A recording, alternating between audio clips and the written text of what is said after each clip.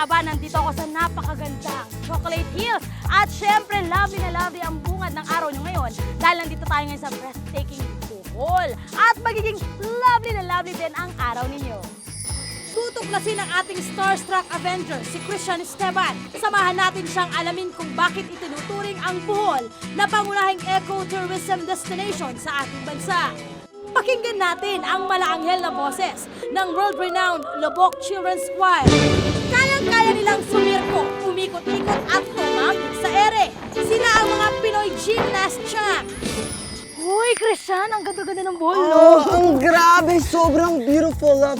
Parang paradise dito. Walang katulad ang Bohol. Exactly! At ang sanglaw, napapawaw ka sa ganda. Oy, oy. At patok na patok ang lubok. Diba? Kaya samahan niyo po ang bulol na ito dito sa Bohol. Bulol? Bulol ka.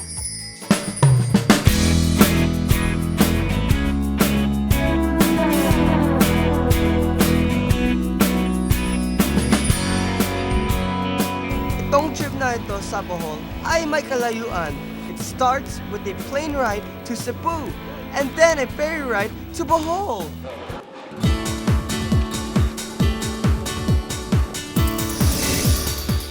Konting tiyaga lang, sulit na agad ang trip. First time ko kasi makitang itong Chocolate Hills. Well, I'm here at the Chocolate Hills and ito ang pinaka-unique landscape dito sa Bohol. Tingnan mo, parang teardrops from the sky or something. Look, it's so beautiful. Guys, check it out.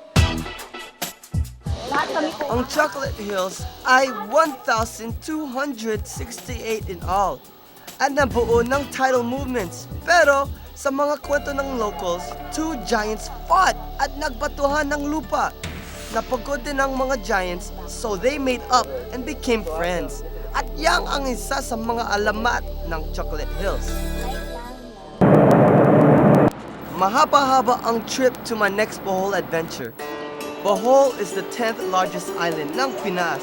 On the way, I passed by heritage landmarks tulad ng Baclayon Church at Lobok Church, dating back to the colonial era. Dito sa tabi ng Lobok Church, ang River Cruise. Sulit ito ha, kasi eat all you can sa floating restaurant dito.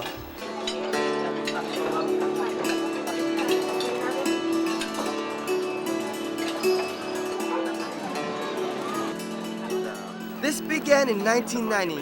Very warm ang mga river dwellers, diba? For dessert, I got the best view of lush trees and plants. Ang linis ng hangin at tubig dito! Behind me is the Desai Waterfalls. There are 6 mini waterfalls dito. And they're spread out everywhere. They're located everywhere. The water here is jade water, that's what they call it. Parang yung mahal ko si Jade, di ba? May na-meet ako sa Lobok, an old friend, at hawig siya sa akin. 45 million years old na ang species ng special friend ko. Oh, ito ang tarsier. They're the smallest primates and what they're useful for is that kinakain nila ng insects. They regulate insect population. Tapos, at saka, they could jump. They talon 5 feet. Christian, Junior, tingnan mo. Parehas kami ng mata, malaki, at saka nocturnal kami. Doon gabi, sobrang excited ako. Parang ikaw, di ba, friend? Tarsiers are friends. If we get to know them, we can all help protect the tarsiers and their environment. The DENR strictly prohibits the raising of tarsiers in captivity. At Boholhanons now know they can and protect their very own tarsiers. Moving along the border of Lobok and Bilar, ito ang nadatnan ko. Ang Bilar man-made forest of mahogany trees, kakaibang lamig dito dahil sa shade ng mga puno. The trees here were planted back in 1959. They're made out of mahogany. They're 850 hectares and they surround us all. Bohol's natural beauty is rare. ang Bohol ang unang lugar sa Asia nang bigyan ng ISO 14001 for its high standard in taking care of the environment and ecology. Panglo is the biggest of Bohol's islets and is known for its white powdery beaches. The white sand beaches of Dumaluan are like patches of paradise. Nakakatuwa kasi this is like a fairy tale dream talaga! From Dumaluan, Alona to the most high-end Panglo Island Resort. Bohol is so memorable to me. Hindi ko pa nakita ang lahat ng ganda niya dahil its beauty is on a grand scale. For me at for you, kailangan nating balikan ang Bohol. Till then, yo yo yo and always smile! Napapahanga nila ang mga nakaririnig ng kanilang mga munting tinig at sa kanilang murang edad, narating na nila ang iba't ibang sulok ng mundo para iparinig ang kanilang awit. Isang karangalan sa akin ang sila'y makilala. Pakinggan po natin ang boses at kwento ng mga bata ng Lobok Children's Choir.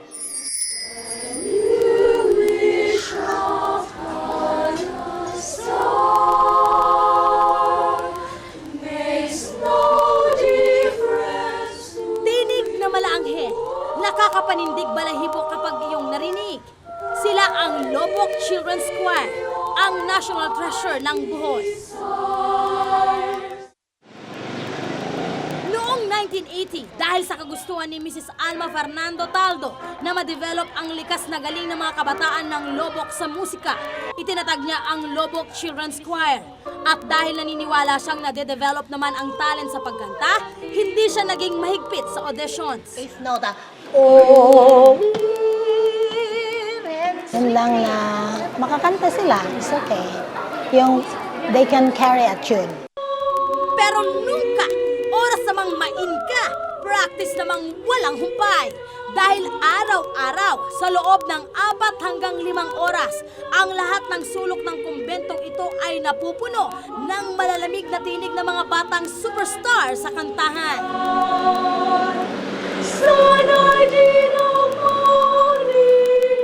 Sa kalagitnaan ng practice, di maiwasang sumabay ang mga responsibilidad ng mga bata sa kani-kanilang pamilya. Karamihan kasi sa kanila ay hirap sa buhay. Gaya nitong si Wilson, dahil itong sari-sari store lang ang ikinabubuhay ng pamilya niya, hindi maiwasang hindi siya tumulong dito. At itong si Feby, Kapag wala kaming practice, doon po ako sa bahay magtatrabaho. mabuti na lang at galing sila sa lahi ng mga musikero.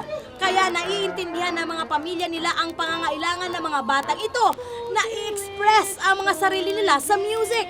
Kaya naman, todo suporta din sila kapag kailangang mag-practice ng munting singing sensations.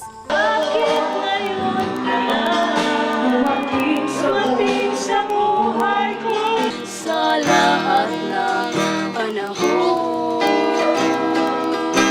Suporta, disiplina at practice. Kaya naman, hindi katakatakang wala ring tigil ang pagtanggap nila ng parangal at papuri mula sa iba't ibang prestigious na award-giving bodies sa musika. Gaya halimbawa ng National Music Competition for Young Artists.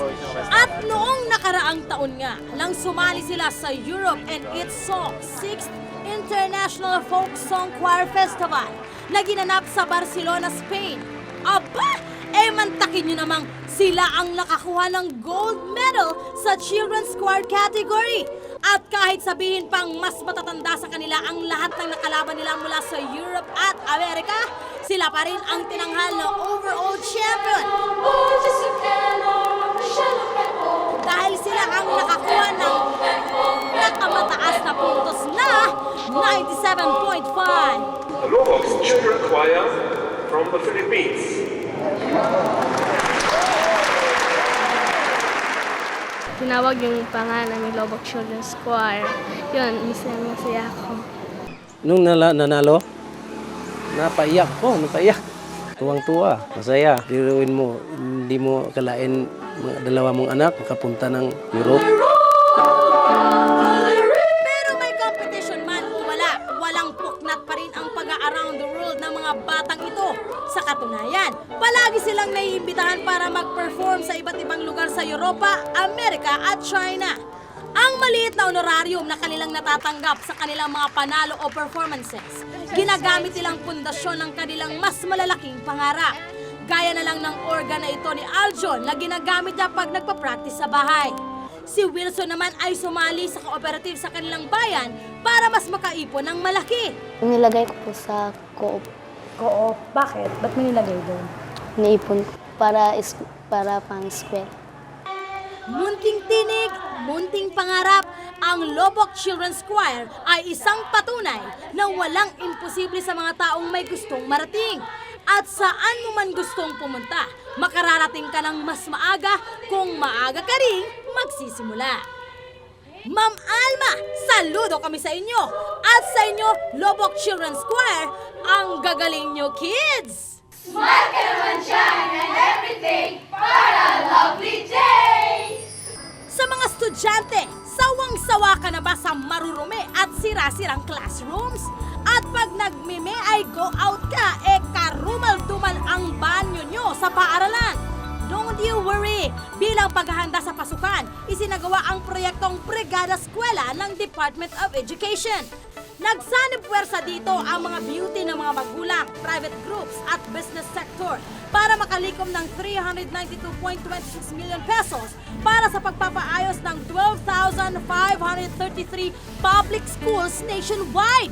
Sumama rin sa Brigada Eskwela ang iba't ibang volunteers para maglinis ng mga banyo, i-repair ang mga classroom at ayusin ang school facilities para naman mas komportable na makakapag-aral ang mga students. Kaya sa inyo mga bata, happy ang inyong back to school! Alam nyo ba kung ano ang tawag sa event na ito sa Artistic Gymnastics? Alamin at mananalo ng 1,000 pesos worth ng call cards mula sa Smart.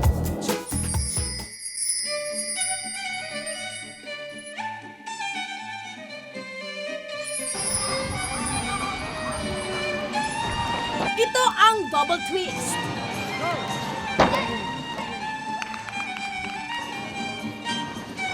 At front somersault. Nakakatulalang panoorin ang mga chikiting na nagpapasirko-sirko sa ere. Pero sisiw yan kay Cristo Santos. 14 years old pa lang pero 7 taon na siyang gymnast. Siya ang miyembro ng Gymnastics Association of the Philippines na may pinakamaraming awards. Kabisado niya ang 4 na events ng artistic gymnastics. Ang vault, uneven bars, balance beam, at ang kanyang paborito, ang floor exercises. Dahil sa angking galing, ilang beses na rin siyang lumabas sa mga pahayagan. Ang mga instructor at kapwa niya gymnasts napabilib tuloy sa ating bida. Fast learner, tapos nandun lahat yung mga katangian ng isang gymnast na hinahanap namin. Gaya ng flexibility, meron siyang arm strength, meron siyang leg power, yun. Meron siyang abdominal strength. Lahat ng ng characteristic ng isang magaling na gymnasta sa kanya. Wala siyang talagang takot. Kasi talagang gawa lang siya ng gawa. Siya yung nagli-lift up ng spirits namin. 7 taong gulang si Krista nang makiliti ang interes sa gymnastics. Na-challenge kasi siya sa mga nakikitang atleta na minamani ang pag-acrobatic. Nakakita po ako ng mga ibang bata na nag-gymnastics, nagka-cartwheel sila sa speed. Parang sinabi ko, gusto ko rin magawa yung mga yon. Pero careful mga kids, huwag basta-basta gagayahin ito. Kailangang pag-aralan muna ito sa tulong ng instructors. 3 hanggang 6 na taong gulang pinakamainam na magsimula sa basic gymnastics. Mas stretchable pa kasi ang katawan ng mga bata sa ganitong edad. Si Krista nga, kung tutuusin, ilang taon din ang iginugol para ma-develop ang iba't ibang skills. Importanteng mapalakas muna kasi ang katawan, ma-maintain ang tamang timbang at dumaan sa mga levels ng gymnastics. Sa mga ensayo, nagwa-warm up muna at stretching para magising ang muscles at hindi mabigla ang katawan.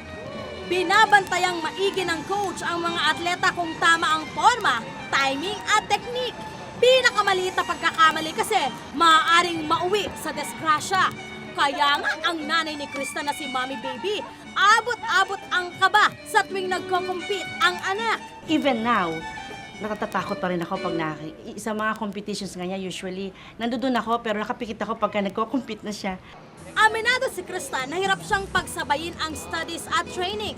Pero kailangan daw pangatawanan niya ito para masunod lamang ang kanyang nakahiligang sports. Gumigising siya ng 5 a.m. para pumasok sa school.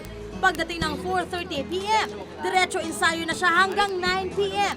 Pero ang homework, nako, di niya dapat kalimutan kahit pagod na. Importante kasing ma-maintain niya ang matataas sa grades para payagan siya ng kanyang mga magulang na ipagpatuloy ang gymnastics. Pero dahil determinado, kinakaya ni Krista ang challenges ng pagiging atleta at estudyante. Matinding disiplina sa sarili ang isang value na natutunan niya dito na pihadong madadala niya hanggang sa paglaki. Gagawin ko po lahat ng makakaya ko para lang po mapaganda yung skills ko saka yung routines ko po. Saka po discipline. Oh, kita-kita ulit tayo sa susunod na Sabado! Oh, and always look on the brighter side of life. Kaya sana po ang inyong buong linggo ay maging masaya at maaliwalas. Kaya, Smile man down in everything para lovely day! Lovely day.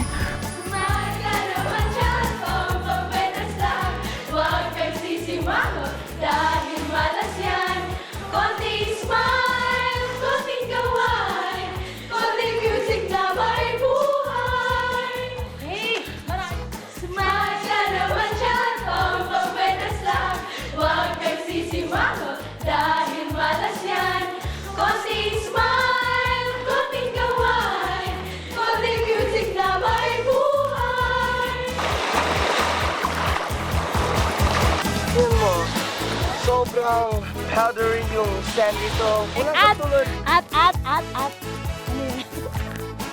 Balik tayo. May mga balitang magmumulat sa inyong isipan at yayanig sa inyong damdamin. Investigative reports at eksplosibong exposes. Mga balitang mula mismo sa panulat ng pinagkakatiwalaang puwersa sa pagbabalita. Sila ang magsisiwalat ng katotohanan. Dito nakatala ang maiinit na balita. Reporter's Notebook tuwing Martes pagkatapos ng saksi.